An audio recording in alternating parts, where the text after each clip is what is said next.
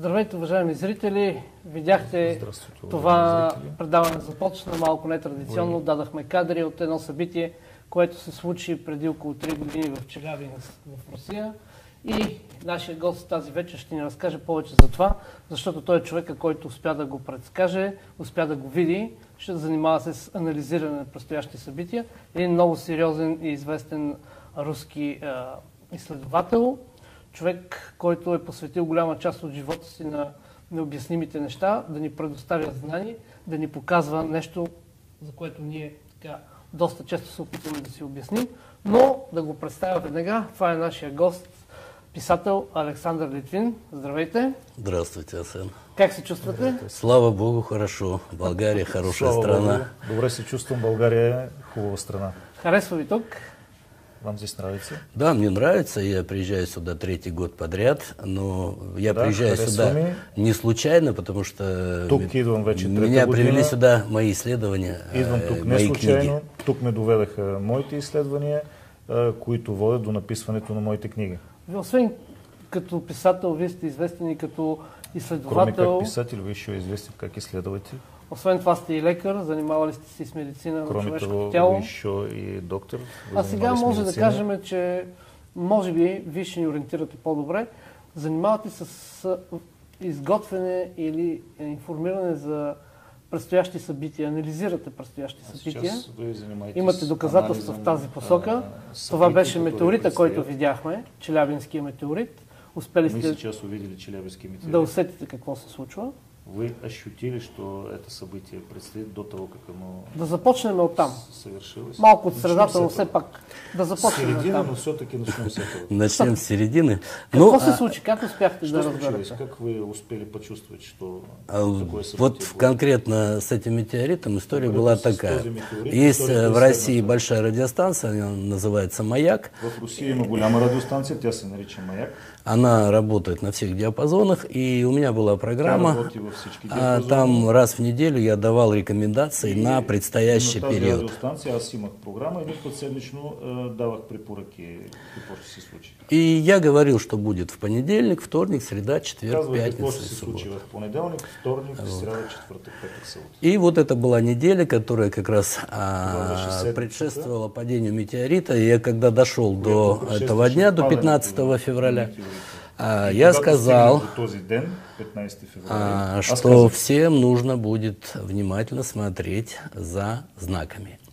Я сказал, че всички много внимателно трябва да следят знаците. Ще има знак за всички. Всеобщая информация для всех. Всеобща информация за всички. Для того, чтобы люди могли задуматься. За да могат хората да се замислят. И 15 февраля у меня телефон взорвался, я был в Москве. И 15 февраля телефона ми просто се взриви, бях в Москва. Мне стали звонить с Урала. Дело в том, что Челябинск — это моя родина. Там у меня живут родители, там у меня друзья, там у меня сестры и братья. И, естественно, все начали мне звонить, спрашивать. Всички започнаха да звънят, да ме питат. И рассказывать, что там была очень большая паника. И да ми разказват какво точно се е случило, защото паниката беше много голяма. Люди думали, что война. Хората си помислиха, че започва война. Потом появилось огромное количество информации о том, что этот метеорит сбила летающая тарелка. Огромно количество информация, че този метеорит е бил унищожен от летяща чиния. Сега е момента да пуснем следващото видео, за да видят нашите зрители наистина как летящата чиния унищожава метеорита. Ако колегата е готов, да пусне следващото видео. Сейчас мы просмотрим следующее видео, в котором... Челябинский метеорит снова в центре внимания, но уже не он сам, а то, что угодило в небесного странника. Кадры любительской съемки сейчас пристально анализируют в увеличении и замедлении. Сейчас увидите, что так удивило весь мир. Какой-то объект подлетает к метеориту, как говорится, с тыла, прошибает его насквозь, заметно даже осколки болида, отлетевшие после попадания. Понять, что это такое, не может сейчас никто. В США пишут о секретном оружии русских. Любители порассуждать о внеземном разуме уверены, метеорит был протаранен НЛО. Собственно, после этого и произошел тот самый взрыв, от которого по всему Челябинску выбило стекла в домах. Току-що видяхме наистина, това са кадри, които няма как да бъдат монтирани. Как преминава Только что мы увидели кадры, которые нельзя смонтировать, как объект врезался в метеорит. Что вы думаете об этом? хотелось бы верить, да, что вот это было именно много ми се иска да повярвам, че това кто-то нам помог и че някой ни е выпустил некий снаряд, который разрушил это космическое. И че изстрелял определен снаряд, който е унищожил този обект. Было все намного проще и банальнее, в общем-то. Но всъщност аз человек, смятам, че нещата са который много по-прости и снимал по-банални. на свой регистратор. Човека, който в момент съемки регистратор, машина была в динамике, в движении. И машина неговия автомобил е бил в динамика, в движение и автомобил е завивал. А на стекле штрих. И блика, он перемещался, на стеклото, и так совпало, что он совпал с этими метеоритами. Эту историю очень внимательно рассматривали в разных ракурсах. Даже нашли человека, который снимал. Совпадал с момента, в който се взривява метеорита. Отследили его дорогу, все отследили. Правена експертиза и това нещо е доказано. Значи не е летяща чиния. Ну, всем хотелось верить, что это так, но на самом деле... Всички им се искаше да вярват, че това е така. Ситуация с метеоритом совершенно другая, совершенно иная. Ситуацията с метеорите е съвсем друга. Метеорит е реален знак. Що это означава? Преди години имаше тунгуски метеорити, след това последваха в начале века был тунгусский метеорит, потом были драматичные события в истории России. Да, когда упал тунгусский метеорит, когато падна тунгусский метеорит, минаха 9 години, в такой период, когда у нас началась революция. Русия влезе в период, в който започна Октомврийската революция 1917 година. Сейчас, когда у нас упал этот метеорит, сега, когато падна този метеорит, в Киеве начался Майдан. След 9 месеца в Киев започна Майдана. Очень сильно. Времето е много силно компресирано в момента. Самый большой эффект, то есть самый большой эффект от этого знака, най-големият ефект от този знак, аз очаквам уже скоро произойдет, это февраль 2017 года. Смятам, че това ще бъде февруари 2017 примерно на время падения метеорита, это 15-18 февраля. Ориентирам се към времето на падане на метеорита, 15-17 февруари. Тоест в същия период през 2017 година, след половин година, аз очаквам конкретни събития. Значи току-що произведахме новина, уважаеми зрители, за пореден път съвпадат прогнозите на хора с определени способности. Всички ние знаем, които разбира се гледат предаването последни дни, което вече 12 години не спира и успява да събуди доста така въпроси, да събуди един голям интерес в хората. Знаете, излъчвали сме предавания, в които се твърдят от много хора, че 2017 година ще се случат неща.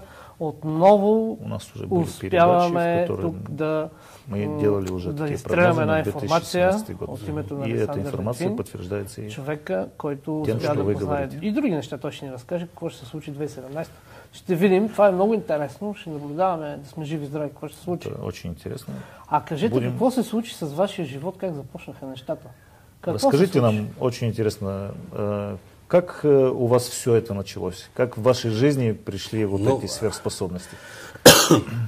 Я не могу называть это сверхспособностями. Не могу да нарекать у вас сверхспособности. А вот когда говорят об интуиции, что это екстрасенсорна способност. Когато казват за интуицията, че това е екстрасенсорна способност, смятам, че това не е правилно. Сам термин я даже не принимаю этот, потому что аз может даже самия быть термин екстрасензорика не го приемам. Може да има екстра слух, екстра зрение, но интуиция никогда не может быть выше 100%. Но интуицията никога не може да бъде повече от 100%. Това забелязвам научния подход. Каждый из нас имеет определенный уровень. Я вижу научный подход. Забелязвам научния подход тук. Всеки от нас има определено ниво. Я исхожу из того, что все, что не познано, это просто еще не раскрытая физика. Аз говоря от гледна точка, че всичко, което не е познато, това е все още неразкрита физика. Както ние казваме, всичко е наука, но на различна степен. Просто в момента сме на една степен. Все наука, но на разных ступенях. Да, конечно, безусловно. Да, 200 лет назад не было телевидения, и если бы вы сказали, что можно будет смотреть на какой-то плоский объект и видеть картину, вам бы сказали, что этого быть не может. Да? Биха им казали, че ще гледат върху някакъв плосък обект изображение, те щяха да кажат, че това първо е невъзможно или е някакво чудо. Да, Нострадамус го е казал обаче. Нострадамус это говорил. Но во всяком случае мало кто ему верил на тот момент. Но към онзи момент едва ли някой му повярва. Но наука на месте не стоит, и мы сейчас можем реально коммуницировать на уровне там, радиочастот. Да? И все пак, реално можем да комуникираме на нивото на радиочастотите. Но я всегда говорю о том, что наша голова, в принципе, устроена, вообще весь мир устроен следующим образом. Нашата глава или по принцип целият свят е устроен последния начин. Вот есть сотовый телефон, да? Имаме мобилен телефон. Если ты хочешь получить ответ, ты должен найти Wi-Fi, да? Ако искаш да намериш отговор, трябва да влезеш в определена мрежа и да зададеш въпрос. Потом ты получишь ответ. Если ты не задаешь вопрос, ты не получаешь ответ. Ако не задаваш въпрос, не получаваш отговор. Я, в принципе, учу людей интерактиву, понимаете? Я учу тому, чтобы уча хората да бъдат интерактивни. Какво ги учите? Вие сте създател на една система. Да задават въпрос. Една система как ви учите людей? Интуитивно възприятие на света.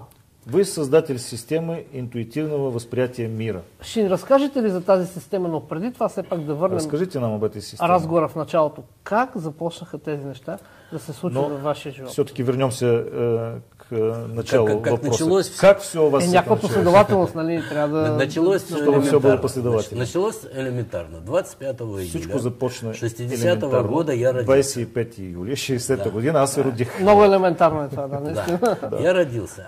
Я родился в достаточно обычной семье с точки зрения родих се в абсолютно обикновено семейство от социална гледна точка. Необычной семье с точки зрения възприятия интуитивных озарений. Но в необикновено семейство от гледна точка на възприемане на интуитивните озарения. Какво иска да кажете това? Що хотите сказать? Я хочу сказать, что меня с детства учили следить за знаками.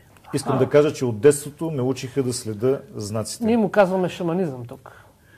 Мы говорим, что это шаманизм. Может быть, это шаманизм, но при этом это работает, и при этом може это реально... да се каже шаманизм, но всъщност това е реална работа. Принимать решения, те или иные. И това ми помага да вземам определени решения. Моя достаточно образованная бабушка, которая знала 3 языка... Моята достатъчно образована баба, която знаеше 3 езика. Вот, она мне говорила так: ни одно событие в мире не происходит без причины. Нито едно събитие в света не се случва без причина. И уже где-то к 10 годам я реально понимал, что и като навърших 10 години, започнах реално да разбирам, это информация для меня. Че определени неща са конкретна информация за мен. Видел или чувствовал, мне не говорили мои родители, этого нет. Когато като малък казвах, че нещо виждам или нещо чувствам, моите родители не ми казваха, това не съществува. Моите родители ми помогнаха мнение на собственных ощущений. Да имам мнение за собствените си усещания. Когато обаче аз виждах тези неща в детството, моите родители казаха точно обратно. Но когда я видел эти вещи в моем детстве, мои родители говорили точно наоборот.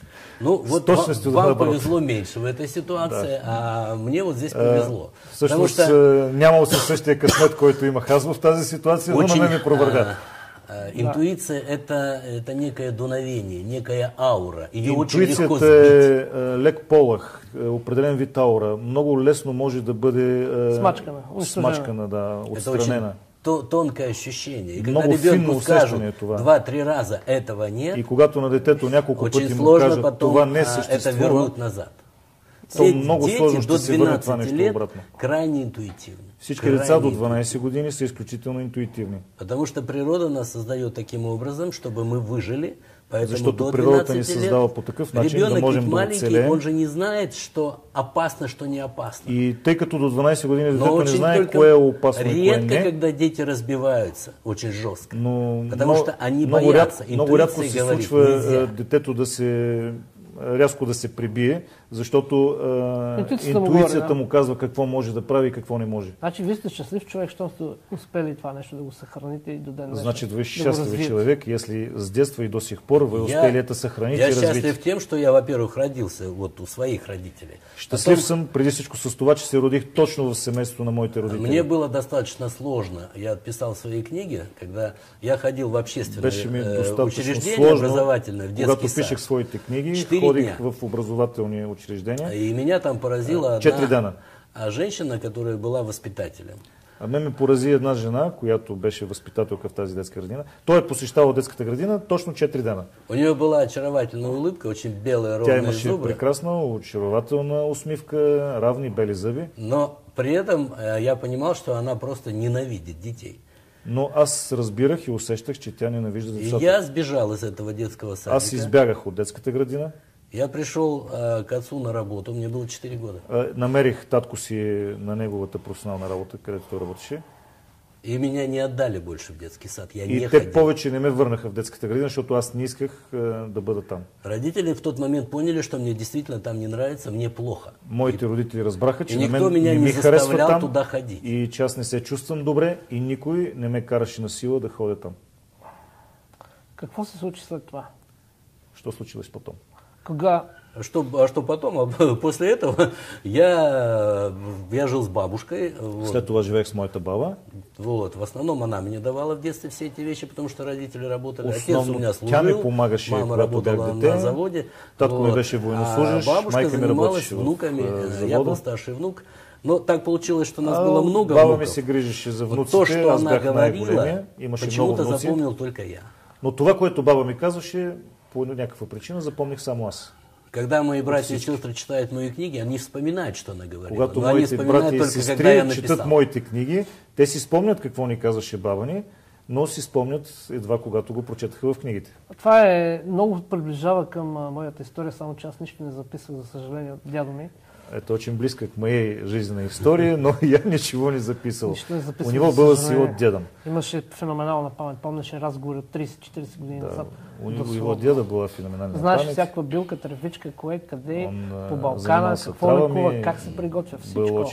Камъка, защо е такъв, как изглежда, какъв минерал има в него, всичко. Я помню, когда был маленький, гремит гром, гроза. Спомням си, когато бях малък, когато говорит, има гръм, светкавица, если у тебя буря, заболит когда-нибудь спина, тебе нужно будет, когда гремит гром, кувыркаться. Ако те боли гърба, когато започнат да гърмят гръмотевици, ти трябва да правиш кълбета. Кълбета? Но на полето, не в града, по улиците. Где? Да где угодно. Вот пока гремит гром. Където и да е. Пока гроза. Когато има гръмотевици, за да се излекува гърба, трябва човек да прави кълбета. Я ее спросил, почему так происходит, почему человеку станет легче, почему спина защо човек ще получи облегчение, ако наистина направи това, което казва. Да. Она не ответила мне, она сказала, я не знаю, мне так сказали. Тя казва, аз не знам. Така ми казах. Знанието е получено от предците. Потом, много лет спустя, я уже отучился в медицинском училище, и там уже я понял много принцип. Години, аз след като завърших медицинското училище, разбрах принципа. В момент грозы, в момент молнии, происходит электромагнитный импульс. Когато има мълния, когато има светкавица, звуковые колебания от инфразвука до ультразвука. Електромагнитен импулс и има звукови колебания от инфразвук до ултразвук. Во время ротации человека, во время... Когато човек извършва този вид ротация, когато прави кълбета, позвонки вот так чуть-чуть расходятся. Прешените леко се отварят. И происходит мощное облучение пораженного участка. И се получава мощно облъчване на поразената зона. Улучшается трофика ткани, питание ткани, проходят воспалительные процессы. Подобрява се захранването на тъканите и възпалителните процеси просто си отиват. На этом принципе работают современные приборы ультравысокой частоты, которые применяются в каждой поликлинике. На този принцип работят съвременните прибори на ултрависоки частоти, които във всяка поликлиника ги има при физиотерапия. На период моего детства это было для меня чудом.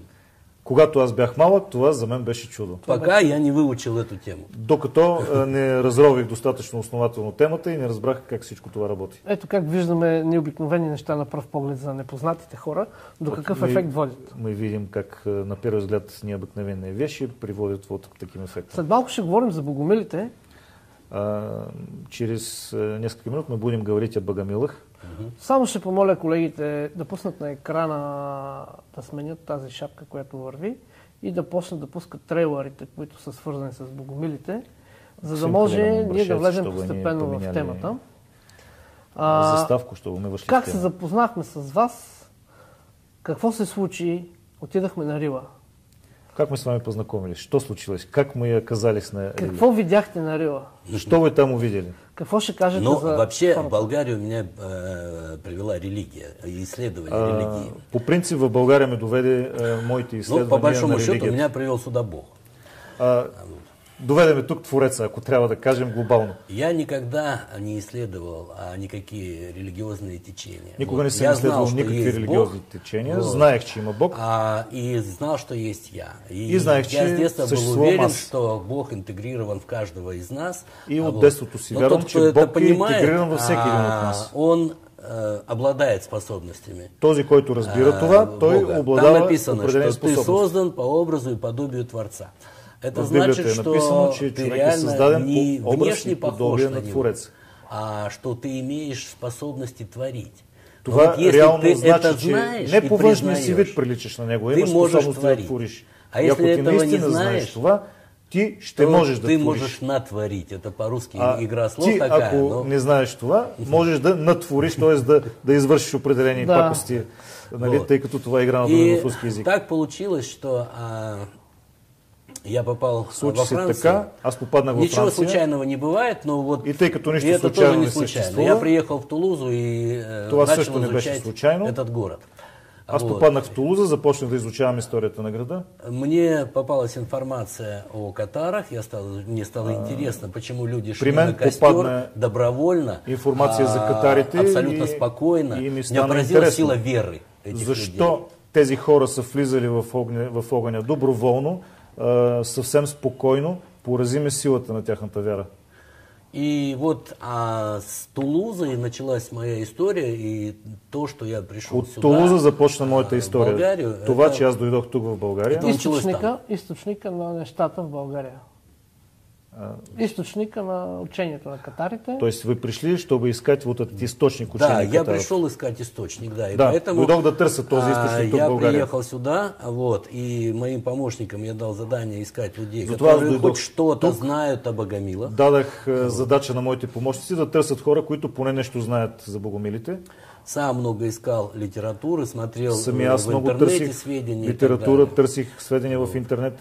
Ну и в результате моя помощница вышла на вас, мы познакомились. В крайна сметка моята помощница ви намери, ние се запознахме. Но ничего случайного няма не бывает. Няма случайни неща, ние сме създателите на този богомилски импулс в България. 2005 година го започнахме и пътуваме и до Франция и Италия. Може да се създатели этого богомилского импульса в България с 2005 года мы ездим по всему миру. Значи, когато започнах да изследвам това нещо, нямаше никаква литература. До того момента в България нищо, пълен мрак, пълно затиши.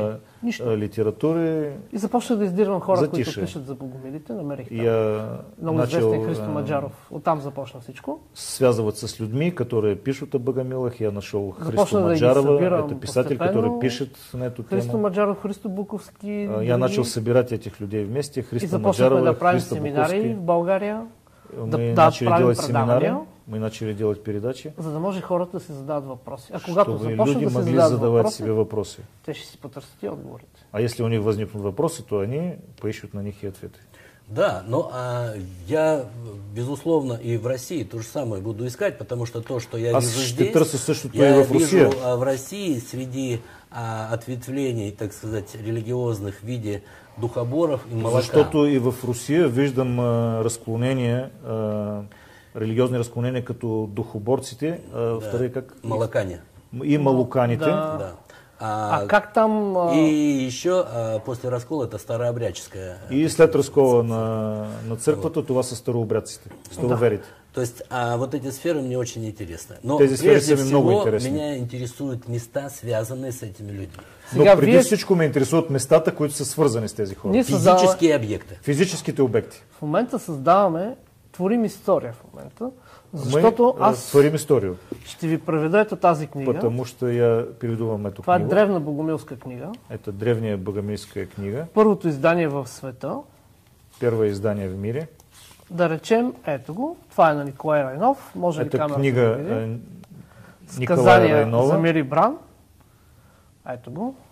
Ще намеря начин да го преведа на руски език и ще ви предоставя цялата информация. Я переведу это на русский язык и я предоставлю вам всю информацию. Всички трудове на Николай Райнов, които аз имам. Все труды Николая Райнова, которые у меня имеются. Това е много обширна литература, голяма. Ще помоля нашите зрители, ако искат да помогнат за това да пишат на имейла. Я попрошу и наших зрителей, чтобы они тоже писали на эту тему к нам. Ви предоставим тази цялата информация, защото вие сте човек, който работите по целия свят, гледат ви милиони хора, това не е преувеличено, събирате хиляди на вашите събирания. Вас смотрят милиони людей. И се надявам това, което е казано от нашите древни пророци, че България ще създаде импулса, Русия ще го развие. То, що сказали наши древни пророки, що България даст импульс, а Русия ще го пусне по целия свят и ще го развие. Этот импульс буде транслировать по всему миру. Може би ние с вас сме част от тази бранка.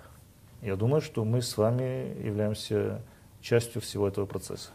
Я ничуть не сомневаюсь, что... Този велик, само да довърша, този велик езотерик и посветен, с ясно знание, с ясно виждане, Николай Райнов, много специална личност в българската езотерика.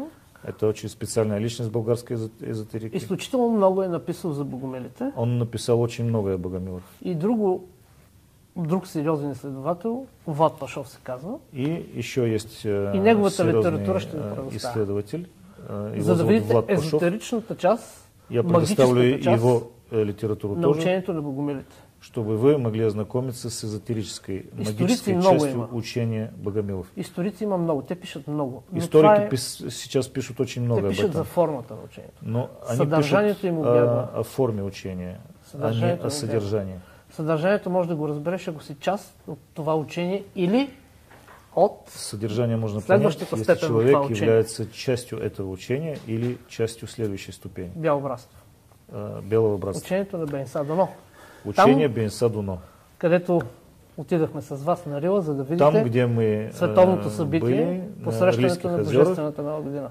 То, что вы видели, это... Кажете, какво усетихте там спрямо други светилища, да речем, в Англия, в Штатите? Что вы почувствовали там, на этом месте? Вообще место уникальное. Для меня это не первое место с таким видом энергетики. Това не е първото място с такава енергетика, което съм посетил. Аз обикалям из целия свят и съм посетил много такива места. Вот, а кто-то их называет местами силы, кто-то называет намоленные места. Някои им казват места на силата. Много хора ги посещават. Допустим, в каждой религии есть определенные места, да, которые считаются какими-то особыми. Во всякой религии има такива места, които се смятат за специфични особени. Или Иерусалим, да, или в православието е Атон, Иерусалим. В исламе это Мека и Медина, да. В ислама това е Мека и Медина. Слава Богу, че това не е религия.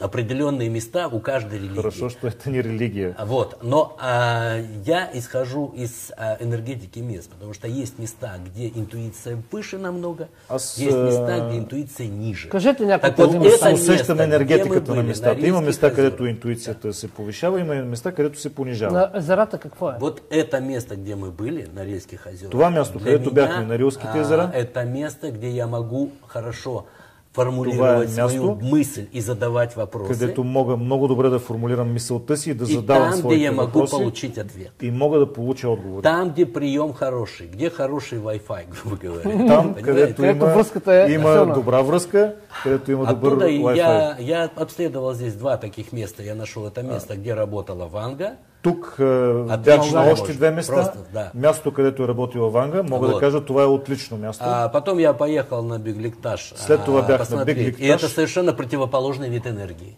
Но там, и там има ты ничего не задашь. Абсолютно противоположен вид енергия. Там няма как да зададеш въпрос. Это уже чисто по Дарвину. Там хорошо продолжать свой род. Там добре може човек да развива детеродните си способности. Пара, которая не имеет детей, и можно съездить на Бегликташ, и реально можно забеременеть после этого. Хората, които нямат деца, могат да посетят Бегликташ и след това наистина Но меня всегда больше интересовали те места, где я могу выйти в интерактив. Вот на Риле... Но мен повече ме интересуват местата, където аз мога да излеза в интерактивна връзка. Как это было? Я когда поднялся на гору, вы знаете, что там достаточно крутой подъем. Вие знаете, че много сериозен навстречу мне спускались люди. Изкачването е сериозно. И отгоре слизаха хора. Я смотрел на их состояние. Гледах тяхното състояние. Они все были легкие. Они так легко шли. Те бяха много леки. Те вървяха толкова леко. У подножия горы стоит хижа, да? След това в подножието на планината има шато, хижа, и там реально беспорядок. Там беспорядок. Там е пълен хаос. Ужасно. Ужасно. Но Чем выше ты уходишь, чище. Колкото по-нагоре се качваш, започва изчистване, чистота, все по-чисто. Идеальная чистота. И горе вече е идеална Нет чистота. пакетов, пластиковых бутылок, хотя люди идут и с пакетами, и с водой. Няма чантички, няма бутилки пластмасови. Идеална чистота. Ни у кого рука не поднимется в этом месте что-то бросить. Не може да си позволи в това място да направи нещо нехармонично. Само место так влияе. Мястото влияе така. Успяхте ли да видите хората, като играем паневритмия там? Нещо забелязахте ли какво се случва, когато играем, когато... Когда вы присутствовали на танец паневритмио, вы ощутили что-то в этом танце?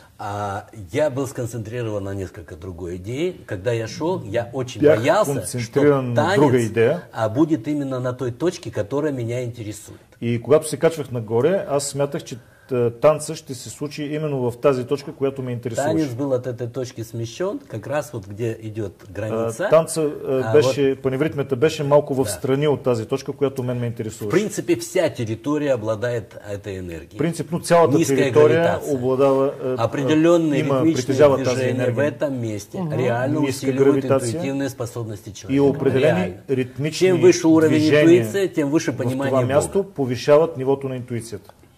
Чем человек более интуитивный, тем он более подвержен выполнению 10 пунктов инструкции. То есть, колкото по-интуитивен човек, толкова по-лесно ще изпълнява 10 Божьи заповеди. Чем ниже уровень интуиции, тем меньше способность понимания и выполнения 10 пунктов инструкции. Колкото по-ниска е интуицията, толкова по-трудно човек ще може да изпълнява тези 10 пункта от инструкцията, както казва Александър. Ние, когато се видяхме горе на паневритмията, вие ми казахте какво сте видяли. Когда ме встретили там наверху, да кажете сказали мне, что вы там увидели. Сейчас я попрошу, чтобы вы мне это сказали в эфире. Что я увидел? Какво видях там? Вообще это было интересно. Я обычно закрываю глаза и я слушаю свой организм, свои реакции. Затварям очи и започвам да слушам организма си, почвам да слушам реакциите си. Я не знаю, что я увижу. Я все это отдаю не знам какво ще видя. На откуп мирозданию. Что покажут, то покажут. Каквото ми покажат, това ще видя. Я лег, закрыл глаза. Светит слева солнце. Затворих си очите, от лявата страна свети слънцето. И через веки я вижу красный спектр. Ну, просто и през клепачите си виждам червения спектър, защото светлината минава през клепачите. Обикновена червена светлина. 30 секунд я так лежу, потом я вижу, летит голубь. Лежа така 30 секунди, след това виждам, че по небето лети гълъб. Медленно пролетает голубь. Бавно лети гълъб. Аккуратно так. Внимателно лети. Я удивился для себя, потому что я не ожидал увидеть птицу. Защото не очаквах на това място да видя птица. И буквально через 2-3 секунды следом пролетел ангел.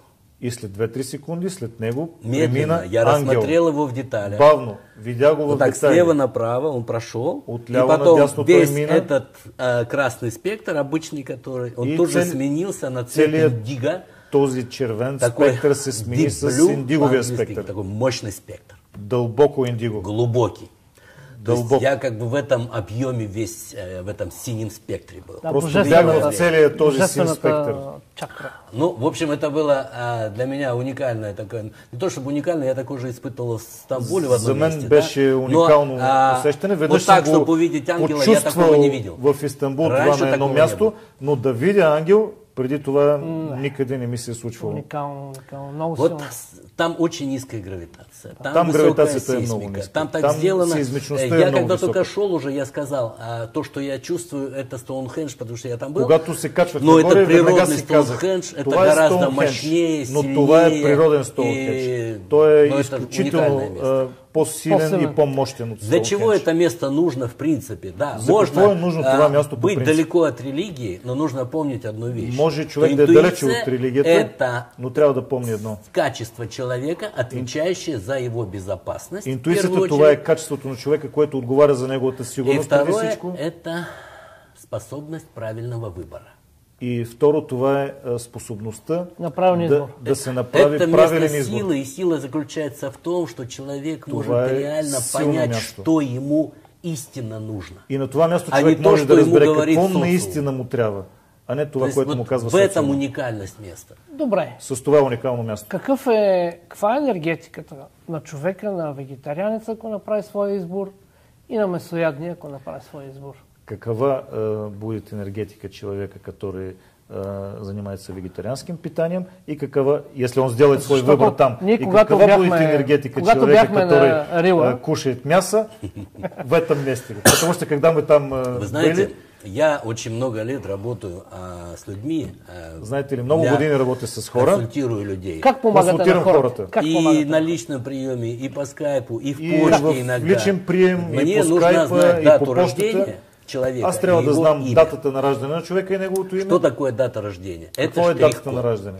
Это тактико-технические характеристики человека. Тактико-технические характеристики на вот человека. Когда я вам скажу координаты, допустим, 42 градуса северной широты, координаты, 42 градуса северна ширина, 38 градусов 38 градуса източна дължина. Вы откроете карту и скажете, вот это место. Ще отворите картата и ще посочите. Ето го мястото. Това е кода, с който ние влизаме в този свят и вие може да разберете програмата, по която се движим. Код, с которым мы заходим в этот мир, и вы можете понять программу. И в ваши характеристики скрыто очень много информации. Значи, в том числе, вегетарианец или не вегетарианец. И включително тази информация съдържа дали вие сте вегетарианец по раждане или не сте. Ето, вие ми казахте, че трябва да ям месо.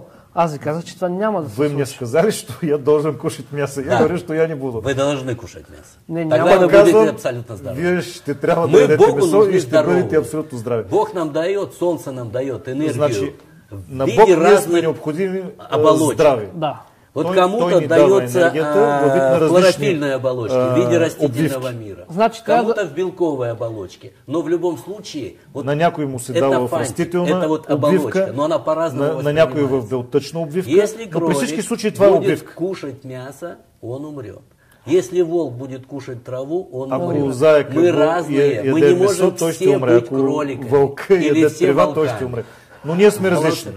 Не можем всички да сме зайци или всички да сме вълци. Вы знаете, у меня была такая ужасная история, мне привели девушку. Знаете ли, имах такава ужасна история, доведаха ми красивая, успешная модель, много красива, для того, чтобы поддерживать фигуру в балансах своих вот этих нормах. За да поддържа тази фигура 90-60-90, у нее в тези норми 90-60 на 90. Вот. Она сидела на вегетарианской диете, при этом обладая энергией исключительно металлической, то есть белковой. Но нейната енергия беше изключително металическа енергия. Тоест, я не смог ей помочь, она, к сожалению, умерла на Рождество. Аз не помогнах и, за съжаление, тя почина на Коледа. Потому что эта история уже была запущена, и у меня не было тази времени. история беше вече хронична и аз нямах време да й помогна. Но был в практике совершенно другой случай, когда пришел человек, и я ему сказал категорически исключить в питание мясо. И аз му казах, трябва да изключите абсолютно месото от вашата храна, защото вие по природа сте вегетарианци. Этого человека мне удалось оставить здесь, и он живет Този човек успях да спася и той живее много добре в момента. Значи човек, ако дойде при вас и ви каже кода, с който влиза матрицата, рождената дата, свою дату рождения, с которой входит в эту матрицу. Если я знаю дату рождения человека, я знаю о нем больше, чем он знает про себя. Ако знам неговата дата на раждане, аз знам за него повече, отколкото самия той знае за себе си. Имаме телефони за връзка. Ако някой желае да зададе въпрос, може да го направи, но след малко, защото имаме още да си говорим и да водим това предаване. Почнат ли въпросите? Ще се наложи да отговаряме. Нали, ждем телефонных Аз сега за това искам да ви попитам. Първо да покажа на нашите зрители книгите. Сначала я хочу показать нашите две от книгите, които хората могат да намерят. В България те могат да се намират в руска книга, така наречените книжарници, магазините в руска книга. И да ни разкажете. Разкажите нам. Коя е първата от двете книги? Вы знаете, вот эту книгу, вот эту обложку. Какая первая? Первая книга вот эта. Първата е другата. Първата е другата, добре. Ето първата ще покажем. Да, это первая книга и продолжение, вот вторая книга. И продолжението е втората. Когда я выбирал обложку второй книги, я вообще про Богомилов толком ничего не знал. Когато избирах корицата на втората книга, въобще почти нищо не знаех за Богомилите. Това е втората книга. И только Асен Асенов мне сказал, что открытая ладонь это символ Богомилов. Асен Асенов ми каза, че откритата длан е символа на Богомилите. Да, това не е само богомилски символ, то от древни времена идва, но и на бяло братство, и на богомилите това е специален символ за благославяне и поздрав. Сейчас планирую путешествие опять проехать через Боснию и Герцеговину. Затова планирам пътешествие през Босна и Херцеговина в Харватия. Места миграции. Искам да посетя местата на миграцията на богомилите и също искам да се срещна с хората. Ние вече ходим 6 години там, ще ви дам всичко, където може да видите координати и така нататък. И я предоставлю вам всю информацию о наших путешествиях. Я с удовольствием воспользуюсь, потому что очень тяжело из разрозненных источников получать. А поскольку у вас есть хороший опыт, я сэкономлю свое время максимально. Много тежко те първо да събирам от различни източници и тъй като вие имате добър опит в това направление, ще икономисам много време. Да, ще го направим. Вие поемате задължението да разпространите чрез вашите канали това слово на нашите древни езотерици, свързано с бяло братство и я думаю, что вы с богомилите. По вашим каналам, если будет это возможно, после перевода вы распространите эти книги о Богомилах. Я внимательно изучу эти вещи, потому что внимательно ще изуча тези неща. Эта борьба была не просто так. Я понимаю, что костры инквизиции горели совершенно тази борба не е била просто из-за каких-то политических моментов. Идет борьба за серьезные знания, за те знания, которые спрятаны и скрыты. Я не сторонник конспирологии, но в этой ситуации я понимаю, что та информация, которую можно добыть из этих источников, позволяет, в принципе, менять людей, менять отношение людей к жизни, менять отношения между людьми и, в конце концов, закончить все войны и распри. Но аз разбирам, че тази информация ще помогне да се променят взаимоотношенията между хората и вижте си, прецените как всички войни, разпри и недоразумения между тях да свършат. За да може наистина да се осъществи този велик план на Твореца. Информация, а вы уже разпоредите си какво и как да постъпите. Ако искат нашите зрители, вече могат да звънят на телефона, да зададат въпроси към вас и как може да помогнете на един човек в лична среща, защото вие правите по скайп, как ви можете по цял свят, по цял свят правите. Вы через скайп консултации. Да, я работаю по скайпу, я знаю дату, мне нужно видеть человека. Аз трябва да виждам човека по скайпу. Мне многие не понимают, говорят, давайте я вам позвоню. Я говорю, някой казва да ви звънна по телефона, но аз казвам не, аз искам да ви видя. Когда я вижу человека, тогда... Когато виждам човека, мне легче работать. Тогава ми е по-лесно да работя. Вот когда вы видели, допустим, вот в программах там показывают люди, которые говорят, что они чем-то обладают, они берут фотографии и что-то там делают. Да? В програмите, когато хората казват, че имат някакви способности, взимат снимка и започват да правят разни неща върху снимката. Вот это все шоу. Всичко това е шоу. Според вас? Фотография нужна вот мне, допустим, только для того, чтобы я задал конкретный вопрос в адрес конкретного человека. Конкретен въпрос за конкретен човек. Я должен показать, кого я ищу. Имаме зрител, трябва да покажа кого търся. Нещо с телефона ни не работи, за съжаление. Да. Добре, продължаваме. Не можахме да се включим. Вот, и когда у меня есть человек, когда я его вижу, мне всегда легче получить ответ на свой въпрос. Ми е много по-лесно да получа отговор на своя въпрос. Звънят хората, обаче нещо, имаме проблем с връзката. Люди звънят, но у нас какие-то проблеми с да, не може да включим. Виждам, че звъни, че святка това постоянно, обаче. Вообще обращаются по разным вопросам, и очень часто с различни въпроси се обръщат към мен. Много често мислещите хора се интересуват от своите деца. Да. Какой у них штрих-код, для чего они предназначены, как ими управлять, как ими командовать. Какво е тяхното предназначение, какъв е техния път, как тези деца да ги ръководим и как да ги командваме. От децата си, разбира се, и се опитва да им даде най-доброто. Каже човек, интересует се своими детьми. Как виждате, хочет дать им самое лучшее. Първо да ви попитам, между руския народ, между американския руским народом и между българския, намирате ли разлика някаква в стремежа към духовно развитие? И български народ. Вы видите какую-то разницу в их стремлении к духовному развитию? А вот по отношению родителей к детям я не вижу этой разницы, потому что я работаю по всему миру. В отношенията родители-деца аз не виждам абсолютно никаква разлика. Или в Европе, навсякъде по целия свят. Вопросы одни и те же. Европа, Америка, Русия. Да, есть у нас границы, да, государственные. Но мы все думаем практически одинаково. Есть особенности менталитета, но они незначительные. Не до такой степени мы разобщены, как нам кажется. Моят въпрос е по-специфичен. Хората не са толкова разделени, колкото ни се струва. Значи, както имаме различни раси... Мой въпрос более специфически. И както светлината се усвоява по различен начин раси и от различни предмети, по-разному, така и различните раси по различен начин усвояват слънчевата светлина и храната. Я думаю, что разные расы мисля, че има разлика... солнечный свет и пищу по-разному. Мисля, че има разлика между духовния импулс на народите. Я думаю, что не може всички да ги сложим под един знаменател. В духовном импульсе между народами. Разница в метаболизме есть, однозначно. Разлика в метаболизме има. Мы по-разному реагируем на продукты питания. Ние по различен начин реагираме на различните хранителни продукти. По-разному реагируем на угол солнца над нами. Но ние по различен начин реагираме на ъгъла, по който слънчевата светлина пада върху нас. Каждый раз есть люди высокоинтуитивные. Но във всяка една раса има високоинтуитивни и нискоинтуитивни хора.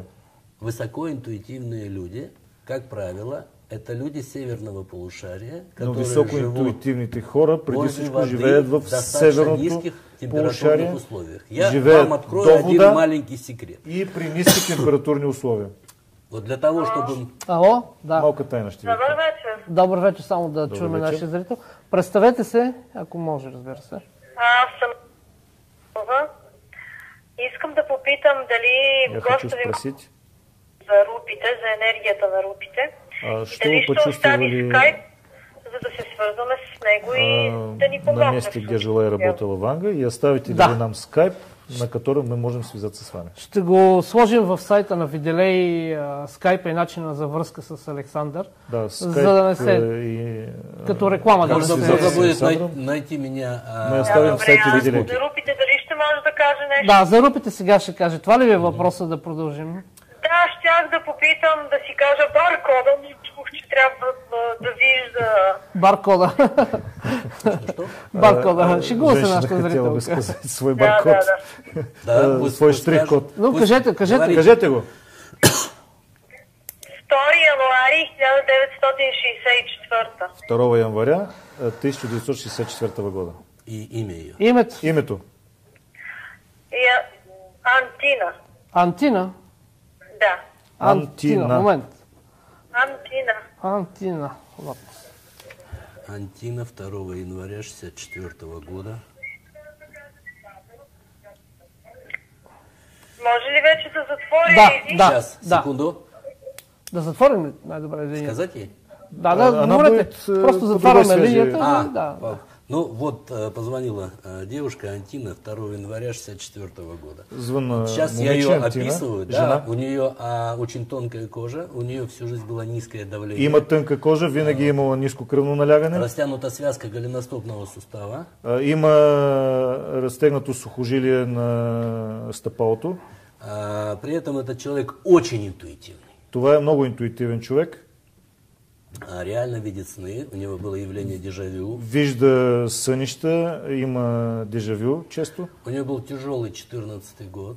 През 14-та годишна е била много тежка. 15-та еще был тяжелый. 15-та годишна е била тежка. Сейчас у него будет намного легче двигаться вперед. Но сега нещата ще й потръгнат в живота. Здесь много по-леко баланс, ще се движи. Это женское тело и женская душа. Това е много добър баланс, женско тяло и женска душа вътре в него. У нее есть один недостаток, она много говорит о своих секретах. Има недостатък. У нее нет секретов практически. Няма тайни за външния свят, много говори Это плохо, когда мы что-то планируем. Това е лошо, защото когато планираме нещо, стратегические планы нужно держать в секрете. Планове трябва да се държат в тайна.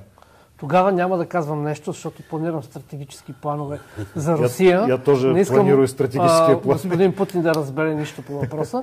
Затова ще мълчим, нали? За сега няма да го чтобы Путин не понял наши планы, мы будем молчать о них. Стратегические планы нужно держать в секрете. Я объясню, как это работает. Да объясни, как работает това. Мы что-то планируем, мы мечтаем. Мы это визуализируем, мы в своей голове видим ние уже визуализираме, ние виждаме крайния резултат. У нас от этой фантазии будет подлинная эмоция счастья. Ние ще усетим емоцията на щастието. А счастье мы можем испытать настоящее. Събитието не се е случило, но можем да изпитаме истинско щастие, вот эта като че вече се е случило. Идет в зачет. Мироздание нас понимает через эмоцию. Тази емоция вече се регистрира от мирозданието. То не усеща чрез тази емоция. И когато ние и вербално го озвучим това нещо, нам поставят галочку «Изполнено».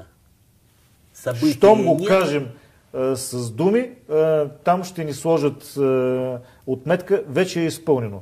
Тоест събитието не се е случило, а отметката вече е изпълнено. Да? Точно така. Интересно. То есть эмоция же подлинная. Вот когда женщина, которая 20 лет назад родила ребенка, вы скажите ей, вспомни своего ребенка, когда ему было годик. Която е родила преди 20 Запах, кожа, улыбка. И на нея да й кажем, припомнете си детето, у этой женщины изменится ее физиология, пульс участится, у нее улыбка появится на лице, она будет эмоционально счастлива. Событие было 20 лет назад, събитието е преди 20 години, но усещането, емоцията, щастието, тя ще усети тук и сега. Можно вызвать эмоции от несуществующего события. По същия начин може да се предизвика емоция от несъществуващо събитие. Поэтому, если вы что-то запланировали, особено ако сте планирали нещо, особено ако е стратегически план, не бива на никой да се говори това. Кръгът трябва да е строго ограничен. Тогда вы придете к резултату. Тогава ще има резултат. Много може да се говори, но имаме още само 5 минути. У нас осталось 5 минут. Да кажем все пак, че отново ще кажа, вашите книги, че могат да бъдат намерени в България, в магазините Руска книга, а на сайта на предаването videolei.com а на сайта нашего ще сложим информация за вашия скайп. И телефони, ако решите, как да се свържат с вас и вече там нататък. Если вы разрешите, конечно, чтобы люди могли связаться с вами. Да, пожалуйста, конечно. Да, на videolei.com, уважаеми зрители, ще бъде сложена информация за Александър Литвин и разбира се начин за да се свържем с него, защото явно, че наистина той харесва България и има някаква мисия тук, която ние ще помогнем по всякакъв начин. Явно любите България, у вас есть миссия. И в этой миссии мы попытаемся вам помочь, чтобы вы пришли к результату, который планируете. Спасибо большое. Я всегда много ви благодаря. Чувствовал юго-западное направление от места своего рождения. Винаги съм чувствовал юго-западното направление. Я по своему штрих-коду знаю, что у меня хорошая юго-западная энергетика. Много комфортно се чувствам на юго-запад. Има много добра юго-западна енергетика и реших да го проверя от гледна точка на науката. Я сделал анализ генетический. Направих генетичен анализ в Америка. Да кажем, че сте лекар. Да, да кажем, че сте и мне пришел результат, что я на 97,7%. Направих си ДНК анализ и ми дойде резултата, че аз на... И при этом мое происхождение это Балканский полуостров. На 97 и повече процента моя происход е Балканския полуостров. Поэтому мне здесь очень комфортно. И затова тук се чувствам прекрасно. Това е много интересно. Зрителката ни помоли да... А всъщност и вие бяхте, където е баба Ванга. Наша зрителница попросила. Скажите, да разкажете там. По поводу Рупите. Место, вот то, что я не сомневаюсь в способностях Ванги, нисколько. Не се съмнявам въобще в способности на Ванга. У меня была задача одна, выяснить дату ее катастрофы, когда она потеряла зрение. Исках да изясня датата на нейната катастрофа, кога се е загубила зрението. Я не видел у нее каких-то сверх особенностей интуитивных. Защото когато видях нейната дата на раждане, аз не видях някакви особености, свръхспособности при нея. Да. Иска да изясня как е получила тези свръхспособности. Видела хорошо, у меня сомнений нет. Не се съмнявам, че тя е виждала много добре. По поводу той информации, которую сейчас льют имам големи съмнения за информацията, която в момента се излива от различни журналисти. Информацию для людей устами Ванги. Които слагат в устата на Ванга информация, която тя не е казала. Это мне очень не нравится. Това не ми харесва въобще. Много измислени неща. Так же говорят и Нострадамусу. По същия начин и за Нострадамус. И по същия начин вече говорят и за мен. Неща, които аз не съм казвал. Да, в България не сте толкова известен, но след това предаване бъдете сигурни, че ще бъдете само место Рупите уникальное. Во-первых, Рупите е уникално място. Это реально гравитация низкая, это разлом, это вулкан. Много ниска гравитация, разлом, вулкан. И это правильно расположенные горы вокруг. Това са правилно разположени планини около това място. Это видно по деревьям, которые там това се вижда по дърветата, които растат там. По людям, по состоянию Вижда людей. се по състоянието на хората, които пребивават там. Меня очень умилила такая таблицы. Много ме умили такава табличка. Было написано, обычно напишут там курение запрещено.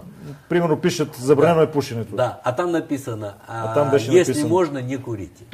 Ако можете, не пушете. Да. То есть это было вот настолько правильно сделано, и там това реально никто не правилно курит. беше направено, че не видях някой да пуши. То есть никакого давления, ничего. То есть без никакъв натиск. Хорошее место, очень хорошее. Много хубаво място. Ходим, така събираме групи, виделей, пътува в цялата страна по светилища. Виделеем. Ние всъщност много хора. Делаем путешествия. И там сме ходили на изгрев слънце боси по тревата. Много мест. Мы там когато изгрява слънцето, точно на Ванга, босиком ходили по этому месту. Уникални неща се случват. И там има едно мостче, където има... Там случаются уникальни вещи. Как се каже папур? Папоротник. Да, много специална енергия има там. Едни така обета. Папоротник, там у него очень специальна енергетика там утром. И казват, че това място очисти хората. Не остават отпечатъци. Там говорят, что на этом месте отрицательные състояния човека очищаются. Вечер като отиде човек, минали са хиляди, би трябвало да вече място да е с лоша енергетика, но... Там проходят тысячи людей, но их отпечатки не остаются в этом месте. Нет, там очень хорошее место. Там легко себя чувствуют. Наистина много добро место. Очень многие не хотят уходить оттуда. Много хора не искат да се тръгват оттам, искат по-дълго да са там. Но то же самое было на Риле. То же самое. Не хочется уходить. Същата енергия, същото усещане имах и на Рила. Не ми се искаше да си тръгна оттам. Заповядайте до година отново на Рила.